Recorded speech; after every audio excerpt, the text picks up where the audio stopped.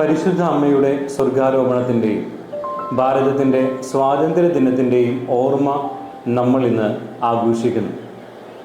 ഈ സുദിനത്തിൻ്റെ എല്ലാ മംഗളങ്ങളും പ്രാർത്ഥനകളും സ്നേഹത്തോടുകൂടെ എല്ലാവർക്കും നേരുകയാണ്. നമുക്ക് ഓരോരുത്തർക്കും ലഭിച്ചിട്ടുള്ള സ്വാതന്ത്ര്യത്തെ എങ്ങനെ നന്നായി ഉപയോഗിക്കണം എന്നതിന് ഉത്തമ ദൃഷ്ടാന്തമാണ് പരിശുദ്ധ അമ്മയുടെ ജീവിതം. വിശുദ്ധ ലൂക്കായുടെ സുവിശേഷം 1-ാം അധ്യായത്തിൽ ദൈവദൂതൻ പരിശുദ്ധ അമ്മയുടെ അടുക്കലെത്തി ദൈവപിതാവിൻ്റെ അരുളപ്പാട് നൽകുന്നുണ്ട്.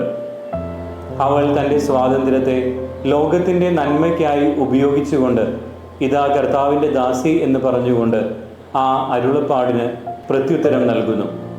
അങ്ങനെ അവൾ പ്രത്യുത്തരം നൽകുന്നതിലൂടെ ദൈവപുത്രൻ ലോകത്തിൽ അവതരിക്കുന്നു, ലോകത്തിൻ്റെ രക്ഷ സാധ്യമാകുന്നു. വിശുദ്ധ യോഹന്നാന്റെ സുവിശേഷം 2-ാം അധ്യായത്തിൽ കാനായിലെ വിവാഹ വിരുന്നിൽ വെച്ച് പരിശുദ്ധ അമ്മയോട് പുത്രനായ ക്രിസ്തു ചോദിക്കുന്നുണ്ട്, എനിക്കും നിനക്കുമെന്ത്, എൻ്റെ സമയം ഇനിയുമായിട്ടില്ല.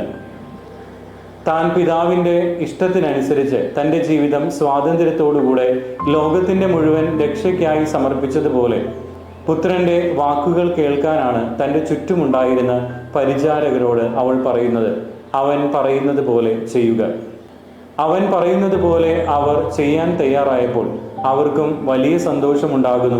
അവിടെ ഉണ്ടായിരുന്ന ആളുകൾക്ക് മുഴുവൻ നന്മ കൈവരുന്നു. നമ്മുടെ ഓരോരുത്തരുടെയും സ്വാതന്ത്ര്യം നമ്മൾ എങ്ങനെയാണ് ഉപയോഗിക്കുന്നത് എന്നതിനെക്കുറിച്ച് ചിന്തിക്കാനുള്ള ഒരു ദിവസം കൂടിയാണിത്. നമ്മുടെ സ്വാതന്ത്ര്യത്തെ നമ്മുടെയും മറ്റുള്ളവരുടെയും നന്മയ്ക്ക് വേണ്ടിയാണോ നമ്മൾ ഓരോരുത്തരും സമർപ്പിക്കുന്നത്?